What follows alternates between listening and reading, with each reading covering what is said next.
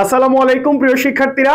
অবশেষে আমাদের ইসলাম শিক্ষা জ্ঞানমূলক এবং অনুধাবনমূলক প্রশ্নের ফাইনাল সাজেশন রেডি।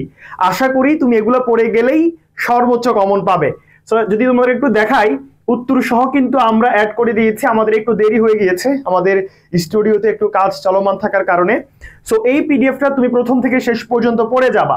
যেহেতু পরীক্ষা খুবই সন্নিকটে, সময় খুবই কম, আমি তোমাকে বলবো কখনোই মুখস্থ করতে যাবা না, কারণ মুখস্থ করতে গেলে কিন্তু তুমি সবগুলা শেষ করতে পারবা না।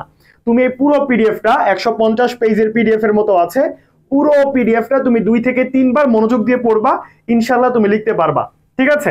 সো এই পিডিএফটা আমরা তো ইউটিউবে দেই, কিন্তু আজকে তোমাদেরকে ফেসবুকে দিয়ে দিব, যেহেতু সময় কম, দ্রুতই কালেক্ট করে তোমাদেরকে পড়াশোনা করতে হবে।